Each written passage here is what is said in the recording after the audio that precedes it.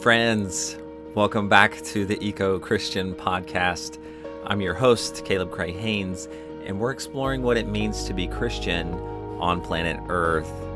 And to be more transparent than you're supposed to be on this kind of thing, something else is upon me.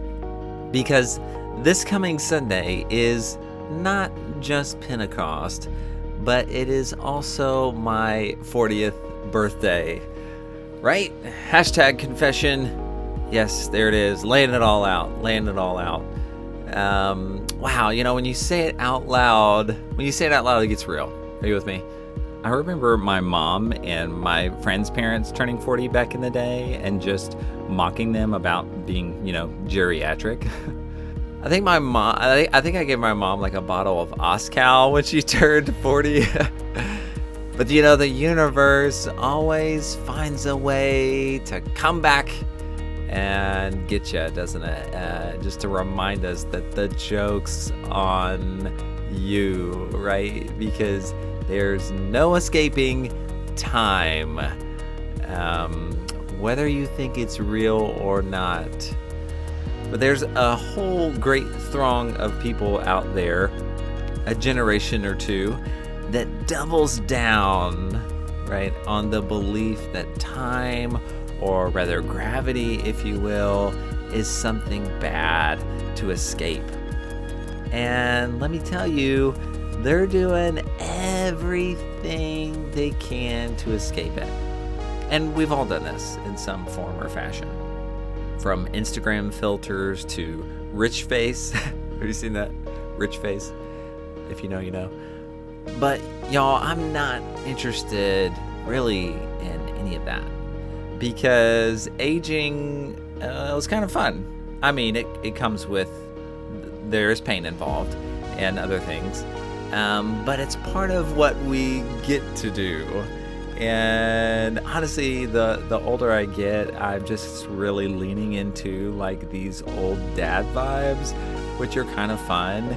And to be honest, totally transparent, like I just kind of discovered Billie Eilish. I kind of heard about her before, but I was like, oh, this is a person and I'm kind of into it. I guess she's like super eco-friendly, thinking about all this stuff in her concert, supposedly with a crunchy background. So yeah, this is how I'm helping you see where I'm at as I'm turning 40, and you're like, what the heck, right? Anyway, if anyone knows how to get her on this podcast, just holler. Aging. Yeah. I know some of you are thinking, yeah, I'm sure you feel that way because your wrinkles haven't found your ears yet, and your nose isn't falling down or drooping over your chin. Yeah. Well, I guess that's between you and God, my big nose friend. But I think that the only way forward will be a similar path of healing for myself and also for all the earth. And that is to embrace the edges and to offer gratitude for the grace, which is a limited body enjoying the fruits of a finite planet. Are you with me? As I live and breathe, we're approaching Pentecost. It's the day fire pours down on God's people. The birthday of the church, we would say. A day of tongues of fire, right? There's just so much here when we get to thinking and talking about Pentecost as the people of God. But to name just something rather larger, I'm going to say, right out of the gate, and I can't help but wonder if our takeaway from Pentecost isn't sometimes a bit of focusing on the wrong parts. Here's what I mean. I can't tell you how many times I've heard the reference takeaway be some sort of modern evangelical church growth axiom, like, see there, I gotta find it. See there how many people came to Jesus at Pentecost, right? Thousands heard the message that day, right? As if Pentecost is just all about the numbers or something, right? Look how successful their numbers were on Pentecost. So remember, if the Spirit is really moving among you and your church, the numbers will reflect it. Any of this ringing anything for you today? Friends, let me say it with some joy in my heart. The Spirit's presence in you and your community does not have a numerical value. Or maybe put another way, number of people does not equal some quantity or quality of the Holy Spirit's activity in and around your church body. So let's stop pretending that it does. But should we be surprised that a society that has decidedly measured anything, quote, good, as reflected in an arrow that always points up and to the right, to then translate Pentecost through a hermeneutic of capitalism and numerical growth, right? Hashtag not surprised. So, what does it mean to confess that, yes, the good news is contagious? It does spread. It is like fire. But that may not mean the things we think it should mean. In Earthbound Christian, I write a lot about Babel, specifically the tower. It's this ancient myth about what happens when lots of people come together in worship of false ideals and false gods, and what happens when that idolatry is met with a big leap forward in technological capabilities. Here's a brief excerpt. The story of the Tower of Babylon, or Babel, is our oldest biblical record of human technology and how far it will take us. It's actually a technological story about bricks. Today, these rectangular hard objects are everywhere and may not seem that impressive. But in the days of ancient Mesopotamia, bricks were revolutionary technology. Before the days of uniform flat building blocks, they were just stones. To build something required not just finding all of these big rocks, but also stacking them. If you ever tried to build a large structure with a group of uneven rocks, you already know where this is going. It was hard, more labor-intensive, and the finished product was often subject to the material available. Even so, through years and years of hard labor, there are still some magnificent pre-brick structures surviving. But you can see how the brick was a giant leap forward in technology and civilization. The ability to make bricks gave humanity opportunities that, we just never had before. We would be strolling through shopping malls and hitting up Home Depot before you knew it, right? But first, we had to build this tower. And so before there was Google Translate, before there was Duolingo, we also all spoke the same language, at least according to early Genesis. We had the bricks, we had the mortar, we had the language. It was time to do something big. How far could we go? How high could we climb? What couldn't we do if we all got in on it? Quote, let us make a name for ourselves, it says in Genesis. And so we did. Brick on brick we built. We began to climb higher and higher up to the heavens, unlimited. But then something disruptive happens. Genesis 11, right? If you're keeping score at home. The Lord came down to see the city and the tower which mortals had built. And the Lord said, look, they are one people, and they have all one language, and this is only the beginning of what they will do. Nothing that they propose to do will now be impossible for them. Let us go down and confuse their language there, so that they will not understand one another's speech. Isn't that fascinating? I love this text. God sees something that we don't hear. Are you with me? At face value, you're like, well, that sounds really great, doesn't it? Like, let us do the thing, God. It's creativity. It's what we're created for, right? But there's something going on under the surface that we're not seeing, and God does. Are you with me? It reminds me of when my kids would play with blocks and they would try to do some of you know, the Daniel Tiger, I'm going to like build the tallest tower in the world situation. And they're trying to stack individual blocks on each other all the way up to the ceiling. It doesn't work. It lasts like 3 feet, and you see it coming. You know where this is going. This is going to a place 2 minutes from now when all these blocks fall. Someone gets hit in the eye. Someone's stepping on Legos. Another kid is crying. Yeah. We can see the end. We know where this is going. So in the story, there's this sort of loving intervention. God bestows the gift of languages.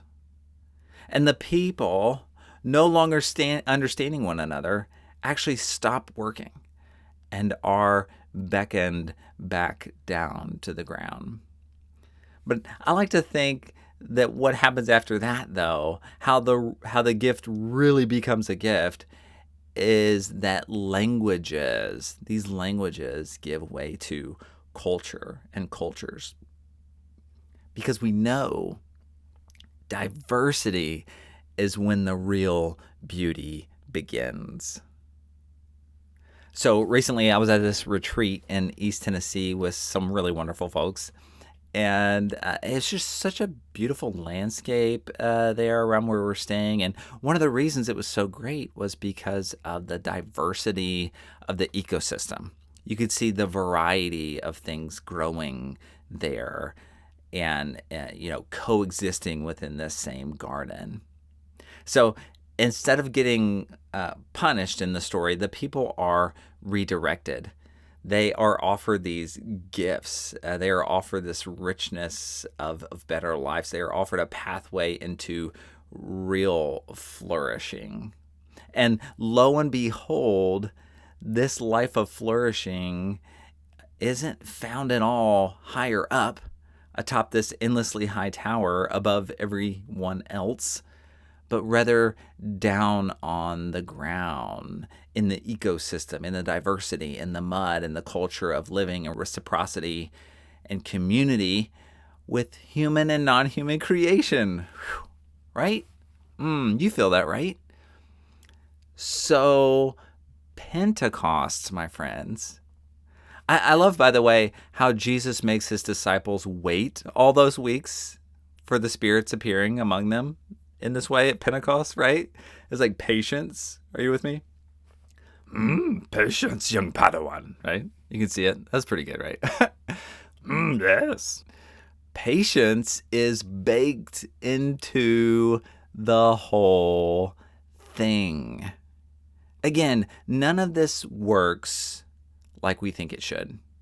It's about waiting. It's about a God who is somewhat wild, right? Like the wind, like the Spirit. So the Spirit descends on Pentecost, and there is a coming together that happens. People understand people who they previously couldn't understand. The Spirit comes on Pentecost, and we immediately observe that it's not about climbing, it's about sharing.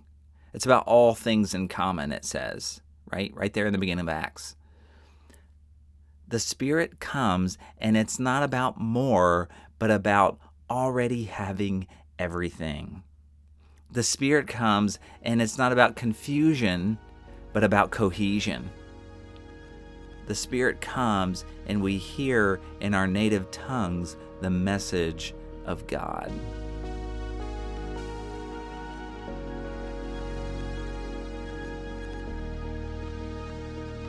I wonder, who speaks your language?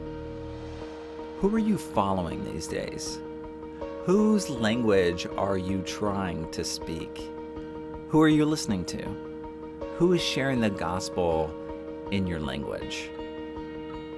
So this thing I mentioned that I was at in East Tennessee, it was what's called a Creators for Creation cohort. It was just so much fun. And it was put together by BioLogos. And if you don't know BioLogos, they're amazing and have so many great resources on the intersection of science and Christianity. They have another podcast that you should, when you finish this episode, you should go listen to. My new friend Jim Stump and the Language of God podcast. So good.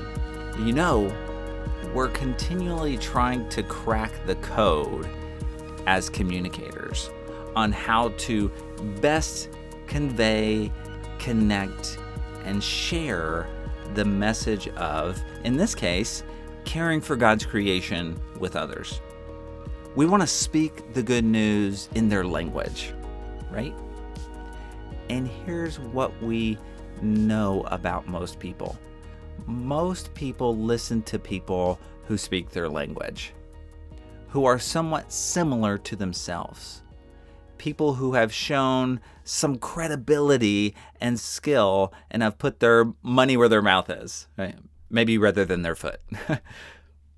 So, what kind of language does the Spirit speak? That's what I want to know. We couldn't we, do a whole other side quest on what many evangelical Pentecostal believers refer to as, quote, speaking in tongues. And y'all, all right, honestly, I do not care which side of that aisle people fall on. And here's why. Just like the, quote, powers and principalities of this age who are recognized by their fruit, they will always be recognized by the squelching of native tongues, the silencing of voices and exterminating of culture, and the quest to continue that climb back up to that Tower of Babel, right? You can see the fruit. That's how we know what language we're speaking. That's how we know this or that is good. Are you with me? Because of the fruit. I mean, think about AI, right? Artificial intelligence. We're in this place right now, we're analyzing the fruit. And there's a lot of different kinds of fruit. But we know that it does kind of give the illusion, we can talk very practically, of native tongues. It is technology that makes you momentarily believe you can speak the language of those around you, when in fact, rather than you training your mind to do that task, you're just outsourcing it. The creative engine that God has placed within you experiences atrophy when we over-rely on these kind of systems to speak the language for us. This kind of technology then has the capability of ruining culture rather than celebrating it. So, here's the deal, friends. You're not going to hear any gospel message from those, I'm going to say, corporate or digital lips, really. Because the real native tongue of the Spirit is only and always love. I would say love is the language of God. Love is the language that we're created to speak. And it's raw, it's vulnerable, it's real, it's authentic. You know, some believers, when you say God is love, you can see it immediately. They always feel compelled to qualify it. Like the first thing they do, okay, I know God is love. Yes, but God is also this, or God is also that.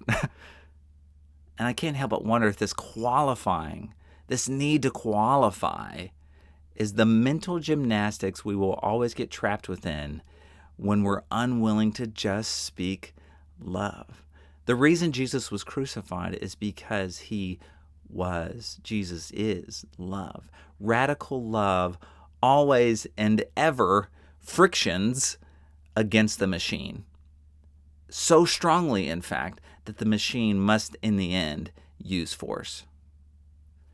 That might be it's a whole nother different side quest as well, I suppose.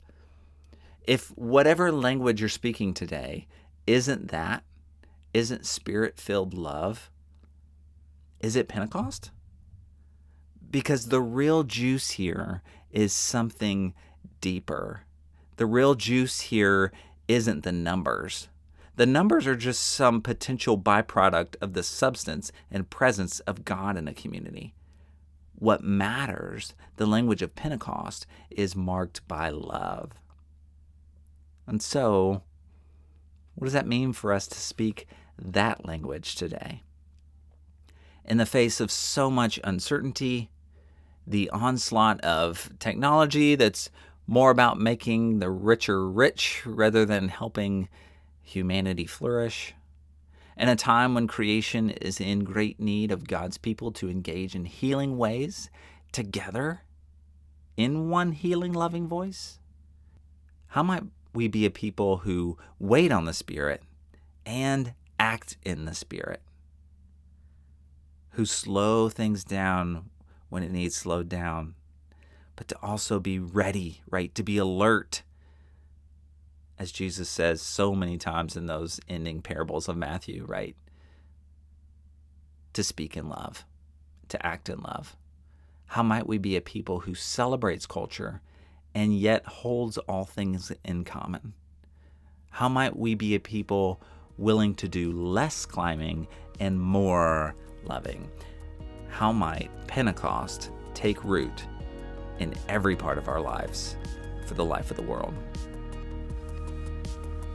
If you want to go deeper, friends, pick up a copy of my new book, Earthbound Christian, wherever good books are sold. And if you want to do something nice for my birthday, you don't have to, but if you want to, consider giving this podcast a rating. Leave a comment, share it with a friend. I'll leave you with this eco tip of the day. Try to grow something new this summer. Plant something you otherwise wouldn't. Invest some energy and love into tending something organic into life. Because we'll never save what we don't love, and we'll never love what we don't know. So, get to know something this season. I'll see you all in ordinary time.